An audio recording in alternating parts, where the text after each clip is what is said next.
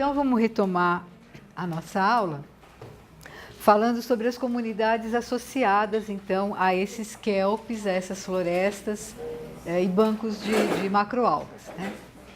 Então, a semelhança das outras algas, elas também vão ser uma estrutura 3D, só que pelo maior porte, elas vão permitir com que animais maiores possam se alimentar, possam vir participar desse ecossistema, né? Então, por exemplo, lontras, é muito comum em água fria a gente ter a participação de lontras vindo predar os ouriços que crescem, que se alimentam das algas nesse sistema, né? Então, considerando aquela divisão em camadas vegetais, né, essas que estão aqui, aquela mais baixinha, a média e as que estão mais próximas da superfície, nós vamos ter também que os animais ficam associados em diferentes camadas. Por exemplo, se a gente considerar o ambiente alga em si, nós vamos ter uma ocupação dos animais que se associam à superfície da alga. Então, nós vamos ter, por exemplo, crustáceos isópode, poliquetas, briozoários, né? Uma infinidade de animais.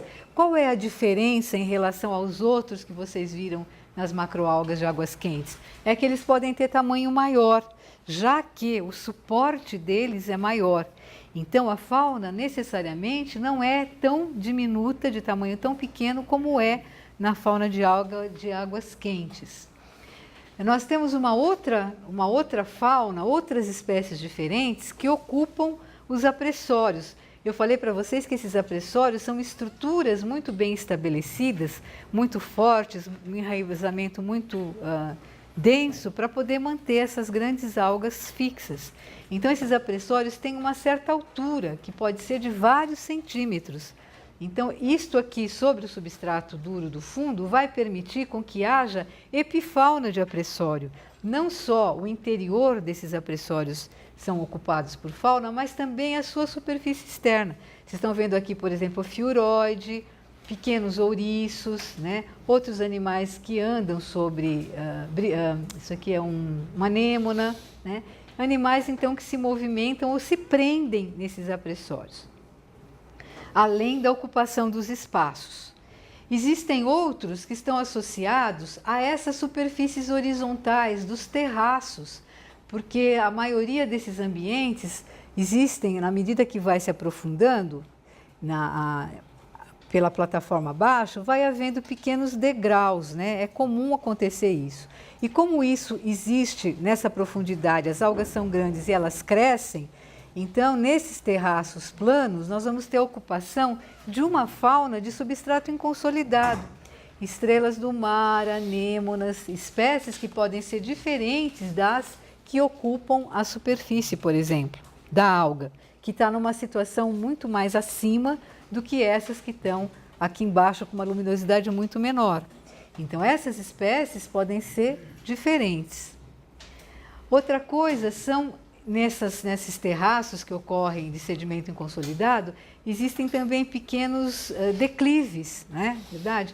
Então, esses declives que constituem paredes verticais dentro dessa morfologia do fundo, vai acontecer uma ocupação diferencial predominantemente por anêmonas de diversas espécies e diversos tamanhos. Então, são animais fixos, né, que se prendem nesses locais, porque esses locais, devido à inclinação, eles se funcionam como uma barreira para a água que está continuamente banhando esse ambiente, que já tem uma certa movimentação.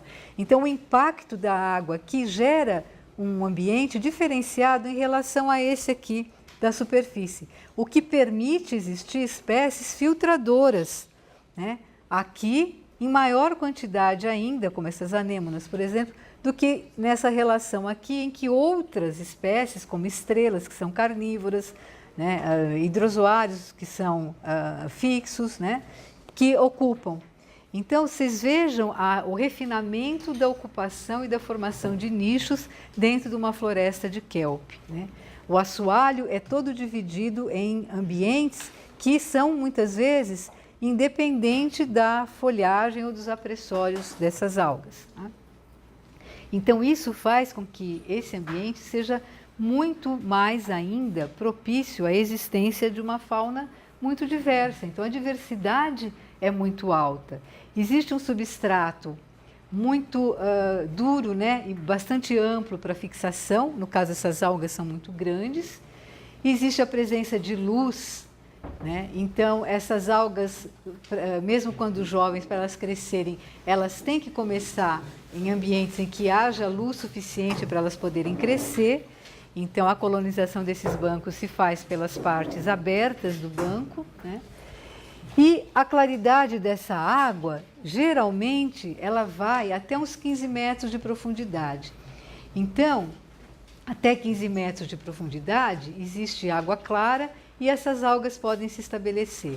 Mas em alguns lugares pode ter água clara até 30 metros de profundidade, ou seja, as algas são tão grandes, alcançam 50 metros, que os 30 metros de profundidade ainda permite com que haja crescimento de outras algas que não ficam sobre o dossel. O dossel está daí para fora ainda, para mais profundo. E então o que acontece com isso é que os kelpes podem se estender muitos quilômetros costa fora. Então não é necessariamente uma ocorrência, um ambiente que está muito ligado à costa. Dependendo do tamanho das algas e do tamanho da floresta, ela pode estar situada mais para fora da costa. Então, a alguns quilômetros fora da costa e pode se estender, dependendo da declividade dessa costa, ela pode se estender por outros vários quilômetros. E quais são os fatores que limitam, então, o crescimento dessas florestas? Primeiro, né, o óbvio, são as altas temperaturas. É o que eu falei para vocês, 20 graus já é um fator limite que impede o aparecimento dessas algas tão grandes. Vai permitir, por exemplo, o aparecimento de bancos. Baixas concentrações de nutrientes, geralmente ligados a altas temperaturas, então eles também são fatores limitantes da ocorrência das algas. E a herbivoria, ou seja, se existe uma quantidade muito grande desses grandes herbívoros que habitam as florestas de alga, também vai ser um fator limitante. E quem que a gente conhece que é um grande predador de alga, que eu já falei em outras aulas para vocês? Quem que é? O ouriço. Vocês se lembram daquele exemplo que eu dei, quando tinha muita alga, não tinha ouriço, e quando eles puseram os ouriços no experimento, eles acabaram com as algas? Então, a mesma coisa ocorre nas florestas. Quando os ouriços conseguem se estabelecer, eles comem as pequenas plântulas que estão sempre sendo produzidas e vão aumentar a floresta. Elas não são repostas, porque estão continuamente sendo comidas, e aí então se formam claros, né, cada vez maiores, e a floresta então pode diminuir sensivelmente e mesmo acabar. Então, conclusão desse ambiente todo, a gente vê que as florestas não vão ocorrer em águas temperadas quentes e não vão ocorrer em águas tropicais. Então, só vai ocorrer nas águas frias, ricas em nutrientes, em pequena profundidade onde haja a penetração da luz até o fundo, não importando a latitude, importa é a água ser fria. Bom, como que é então a taxa? Eu falei para vocês que são macroalgas gigantes que podem atingir 50 metros de altura, né? Então é uma coisa muito, muito gigantesca mesmo. Então, qual é essa taxa de crescimento dessas algas? Quanto que elas crescem por dia? Então, foi visto que Macrocystis spirífera, por exemplo, cresce até 30 centímetros por dia. Essa outra espécie, Nereocystis luetkiana, cresce até 6 centímetros por dia. Essa Macrocystis spirífera é a gigante das gigantes, é a que mais cresce, tem maior taxa de crescimento, né, e a que atinge maiores tamanhos.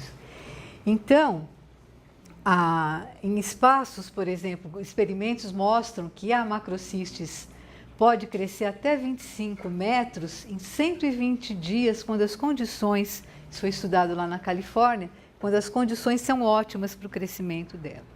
Então, vocês vejam que a taxa de crescimento é muito alta, né? E o que significa essa taxa de crescimento tão alta, esse tamanho tão grande das algas? Significa que elas formam ambientes muito produtivos. Olha aqui qual é a taxa de produção de carbono nesses ambientes. 80 gramas de carbono por metro quadrado por mês, né? Outra vez lá na Califórnia, que é o que eu falei para vocês, que é um ambiente muito estudado, né? Uma região muito estudada. E chegando a 200 gramas em algumas regiões do Oceano Índico, onde há água fria. Então, essas florestas são ambientes de produção de carbono bastante consideráveis, muito produtivos e comparáveis aos recifes de coral. Quanto à longevidade, se elas crescem tanto, elas duram muito ou elas crescem e logo morrem? Então, foi estudado que as algas são perenes, elas demoram muitos anos para poder morrer, né? Mas elas podem perder pedaços de talo, elas podem se partir, ela pode perder pedaços da fronde, que é muito grande, né? E aí o que vai acontecer é que elas têm um tecido meristemático muito grande junto do apressório, na base da planta. Então, esse tecido vai fazer com que partes da planta venham a crescer. E essa planta, então, como ela tem um crescimento astronômico, enorme por dia, ela consegue rapidamente se regenerar. E como que é, então, a relação energética dentro desse sistema tão produtivo, que tem uma alta taxa de carbono, de produção de carbono? A gente tem uma teia complexa, como vocês podem ver aí, né? À primeira vista, só de olhar, vocês já vejam, já que tem uma grande diversidade, uma grande abundância de organismos, então a relação entre esses organismos que estão nos bancos e nas florestas e aqueles que vêm de fora para poder ou se proteger ou se alimentar, é uma relação complexa. São muitas espécies explorando e se alimentando e trocando energia com outras muitas espécies. Então, nós temos os vários níveis, os produtores, que são basicamente as macroalgas, os herbívoros, os suspensívoros, necrófagos e os predadores. Vamos ver então nesse exemplo dessa teia, quem que nós temos de relação, por exemplo, que vai comer as macroalgas ou os produtores ou as microalgas que estão assentadas nessas macroalgas. Então, essas macroalgas, os produtores, né, aqui no caso, são kelpes, né, a Macrocystis e a Pterigófora, que vai se alimentar, então, dessas algas, Astreia, que é um gastrópode, né, vai se alimentar um Poliqueta Diopatra ornata, vai se alimentar um ouriço, como não podia deixar de ser, ouriço preda ostensivamente e extensivamente a Macrocystis, e várias espécies de ouriço. Vocês estão vendo aqui, são espécies diferentes. Esse é o mesmo gênero, mas essa espécie purpuratus e essa é a franciscanus. Então, várias espécies de ouriço têm tanto alimento que várias espécies de ouriço podem explorar a mesma fonte alimentar. Elas podem coexistir no mesmo ambiente, o que é difícil acontecer com espécies do mesmo gênero. Geralmente elas são excludentes, né? Uma ocupa um lugar e outra ocupa outra para evitar competição por alimento. Mas aqui tem tanto que não há nem mesmo isso. Elas ocorrem espécies de mesmo gênero se alimentando da mesma fonte. No nível seguinte, então, se a gente analisa quem vai se alimentar desses herbívoros, é o nível, por exemplo, são predadores como estrelas do mar, né? Como peixes que vêm de fora do sistema para se alimentar, por exemplo, de ouriço, se alimentar de gastrópode. E nós temos ainda necrófagos, como esse gastrópode aqui, a Quelétia, que se alimenta de outros gastrópodes mortos. Eles são necrófagos, se alimentam de material em decomposição. Então, esses animais que morrem são uma fonte de alimento muito importante para os necrófagos. É por isso que os necrófagos são tão bem sucedidos dentro desse ambiente, desses bancos. Aí nós temos aqueles predadores que vão se alimentar dos suspensívoros. Suspensívoros, as espécies suspensívoras são muito abundantes. São anêmonas, são esponjas, são assídeas, são todos animais que são presos ao substrato e eles estão se alimentando pelo material em suspensão que é continuamente trazido. Então, florescem colônias, por exemplo, de esponjas, de hidrozoários muito extensas nesses ambientes. E elas, então, vão ser alimento de um grande número de organismos predadores. E finalmente, a última relação é dos predadores. Então, os predadores de topo da cadeia, quem são? Quando vocês pensarem em predadores de topo, no bentos, vocês podem falar e não vão errar na estrela do mar. A estrela do mar é um organismo que se alimenta de todo o resto da cadeia trófica. Tudo que não for estrela do mar, e às vezes elas podem predar jovens de estrela do mar, elas predam. A estrela é um predador de topo de cadeia trófica bêntica. Então, as estrelas são muito numerosas nesses ambientes, muitas espécies, porque elas conseguem comer uma grande quantidade de organismos que estão aí. Bom, aqui então, só para a gente relembrar, né? Eu falei para vocês que os ouriços comem as algas, né? São os predadores vorazes dessas algas. E que eles podem limitar o crescimento das algas. Mas existe um controle biológico desses ouriços. Por que que tem ouriço, né? Tem a situação que eu já mostrei para vocês, da floresta crescendo muito bem, obrigado. Os ouriços estão lá, mas em pequeno número. Por que que tem tanto alimento? Por que que eles não expandem? Por que que eles não proliferam? Por que que eles não comem todas as algas e acabam com aquele banco? Porque eles têm um controlador. Então, o controlador biológico das populações de ouriço são as lontras marinhas que vocês estão vendo aqui, né? Deitada, com esse monte de ouriço em cima do peito, né? Então, elas simplesmente batem o ouriço contra o outro e come e joga fora. Bate o ouriço contra o outro, come e joga fora. Então, o que que faz? Elas, não é uma, não são duas, são populações que entram nas florestas para se alimentar.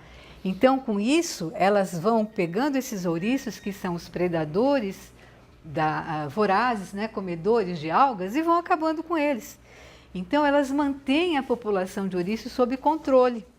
Então, as lontras, na realidade, elas são elementos muito importantes nessas florestas e nesses bancos, porque elas limitam as populações de ouriço. Bom, então essa é a relação que eu falei para vocês, e dentro dos kelpes, mais recentemente, as lontras são consideradas como espécie-chave do ecossistema. O que são espécies-chave? São espécies que têm o poder de controlar a dinâmica do sistema, o funcionamento desse sistema.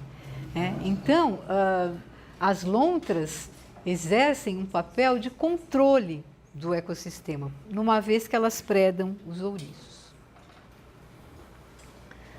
Bom, aí então, os ouriços, né? Estamos falando tanto nos ouriços. Os ouriços também são muito espertos, né? Espertos entre aspas, né? No decorrer da evolução, os ouriços também sofreram mudanças comportamentais para que eles fossem bem-sucedidos e escapassem dessa predação das lontras. Então, o que as populações de ouriços fazem quando acontece uma presença muito grande dos predadores? Quando aparece uma população de lontra para se alimentar dentro daquela floresta. Acontece que eles mudam o seu hábito alimentar, né? E eles mudam o seu comportamento. Então, eles passam a ficar escondidos em fendas de rochas, né? E eles, em vez de se alimentar, de raspar a alga, de procurar a alga e cortar, eles vão ficar esperando os fragmentos de alga que estão passando nas correntes, estão sendo trazidos frequentemente para o local. Então, eles se alimentam do detrito, né? Raspam o detrito dessas folhas que começam a cair, desses fragmentos que começam a cair, e ficam escondidos, eles não saem. E eles podem ficar assim durante muito tempo, se alimentando dessa forma, sendo chamado então de detritívoros crípticos. Por quê? Eles são detritívoros, eles estão comendo detrito escondidos, de uma forma escondida, né? Mas quando essa população de lontra vai embora, ou quando diminui a pressão de predação, eles voltam a ter o seu comportamento ativo, que é a herbivoria. Eles são herbívoros ativos. Então, eles saem do esconderijo, né? Saem da sua proteção, e eles passam, então, a ficar sobre o fundo e a se alimentar sobre os esporos, as algas, tudo que tiver no sedimento, inclusive os fragmentos de alga e as próprias algas. Então, vocês vejam que houve uma adaptação evolutiva para a mudança comportamental do ouriço. Então, não é simplesmente chegar a lontra lá e controlar a população de ouriço porque está cheio de ouriço. Quando tem muito ouriço, mesmo escondendo uma boa parte, ainda sobra ouriço que está no ambiente para ser predado. Mas quando a predação atinge níveis que podem ser prejudicial a essa população do ouriço, eles então passam a ter esse comportamento. Bom, então agora nós vamos falar das angiospermas. Já falamos algumas coisas das pradarias na aula passada, só que a gente enfocou sobre o outro ângulo. A gente viu as pradarias como sendo ambientes entre marés, né, ligados aos mudflats, às grandes extensões de praias de lodo, associadas a isso. Hoje a gente vai ver essas pradarias debaixo d'água. Então nós vamos ver o ambiente submerso, que é muito importante porque ele pode fazer faixas litorâneas que vão por quilômetros ao longo da costa, né? Se constituindo, então, aqui vocês têm uma visão, né, subterrânea, eles podem ir até vários metros de profundidade, 15, 20, 30 metros de profundidade, modificando, então, muito aquele fundo inconsolidado que estaria presente no local caso essas gramíneas não crescessem, né? Então, elas, nessa situação aqui de formar esses grandes bancos submersos, elas também têm que se manter eretas, como aquelas algas que eu falei para vocês. Só que, ao contrário das algas, elas não têm as vesículas, aqueles flutuadores, mas elas têm um tecido especializado no corpo dela, né, chamado a herênquima. Então, é um tecido, são células especiais que conseguem armazenar ar. Com isso, as folhas ficam muito leves, então elas não colapsam, elas não caem para o fundo, mas elas conseguem se manter ereta. Então vocês falam, bom, como que uma grama pode ficar a 20 metros de profundidade de pezinha certinha? É por causa disso, é porque elas têm esse sistema de ar dentro do corpo dela, dentro das folhas dela, né?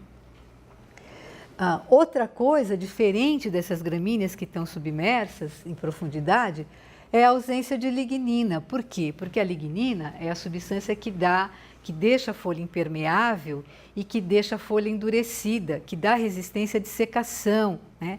Então, tudo isso são coisas que não é desse ambiente aquático, é um ambiente entre marés. Então, no terrestre, no entre marés, elas têm lignina e essa lignina é bastante acentuada, né? Tanto é que eu falei para vocês que tem animais que se adaptam a comer e a digerir essa lignina para poder aproveitar aquelas gramíneas. Aqui não, as folhas são muito mais delicadas, se mantêm eretas e possuem um sistema muito complexo de rizoma, muito mais complexo do que era na superfície. Por quê? Elas estão sujeitas a correntes, é uma zona relativamente rasa, então elas também, como as macroalgas, dos kelps, elas também têm que se manter presas no lugar, elas não podem se deslocar. Então, esse sistema de enraizamento foi bastante ampliado. No caso, esse rizoma é o caule que deita, e do caule deitado, né, que é aquele estolão que chama, ele emite as raízes. Então, na realidade, a planta, ela é assim, ó.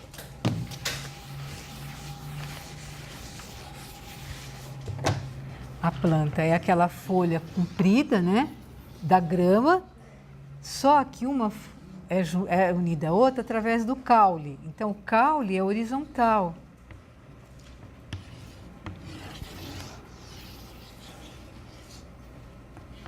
E o que acontece na base desse caule, né? Aqui está o caule horizontal. Ele vai fazer um complexo, né, de raiz, que vai se entrelaçar aqui, mas esse caule também está se entrelaçando aqui na medida em que essas folhas estão crescendo em outras direções, não é verdade? Então, isso aqui não é uma linha reta, é um enraizamento. Então, a gente tem um enraizamento entre aspas, formado por um entrelaçamento formado por esses caules, né, que formam o enraizamento, porque eles vão aumentar a superfície da planta e vão assentá-la no substrato, e aí, para prender, eles emitem as raízes. Então, a gente vai ter um complexo sistema de caule, né? E embaixo desses caules, a gente tem as raízes, que também vão formar outro entrelaçado. Então, é como se a gente tivesse uma peneira maior e uma peneira menor assentando aquilo tudo. Agora, imagina esse ambiente recebendo sedimento. constantemente que vem da água. Então, isto aqui, na realidade, essa estrutura toda vai permitir com que haja o desenvolvimento de um ambiente de sedimentação, propício à sedimentação, um ambiente sedimentar. Então, a gente vai ter aqui características diferentes em relação ao entorno aberto, onde a gente tem um sedimento, né, arenoso qualquer e não vegetal. É por isso que ele é um ambiente tão modificador do seu entorno. É muito diferenciado em relação ao que está fora dele, que é o sedimento inconsolidado nu, né? E por que ele é assim? Então, vamos estudar um pouquinho as nossas gramíneas, né? É um grupo relativamente grande, existem 50 espécies descritas de gramíneas marinhas em 12 gêneros ao redor do mundo, em águas costeiras e ocorre tanto em região temperada quanto tropical. Então, aqui não tem aquela história de ter que ter água fria. Aqui a água pode ser quente, porque a gente já vai ver que os nutrientes vêm de outra forma. As espécies, embora tenha 50 espécies, todas elas são muito parecidas. Elas têm uma convergência adaptativa. O que é isso? Elas modificaram a sua aparência em função do seu funcionamento. Então, todas elas têm essa aparência enraizada para cima. Na época da floração, elas são monocotiledôneas, são plantas com flores. Elas vão poder ter florações diferenciadas.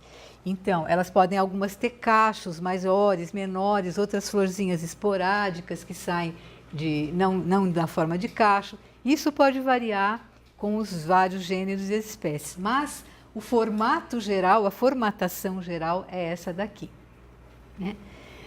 Então, aqui está essa explicação que eu dei para vocês e elas foram encontradas até profundidades de 50 a 60 metros. Então, é uma feição que também não é tão costeirinha, tão rasinha. Ela pode se estender até uma profundidade, né, dentro da plataforma interna, saindo já para uma plataforma média.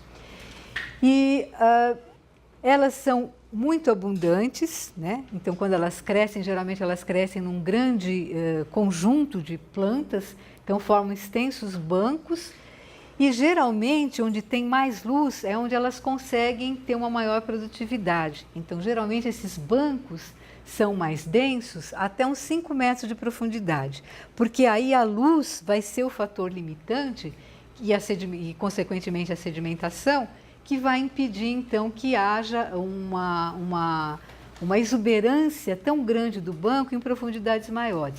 Embora a gente possa encontrar algas, bancos de gramínea nessa profundidade, nós não teremos essa exuberância como aquela foto que eu mostrei para vocês, que fica, então, ligada às zonas mais rasas por conta da limitação da luz, né? Eu falei para vocês que é um ambiente sedimentar, os sedimentos tendem a ficar recolhidos dentro dele, a assentar lá.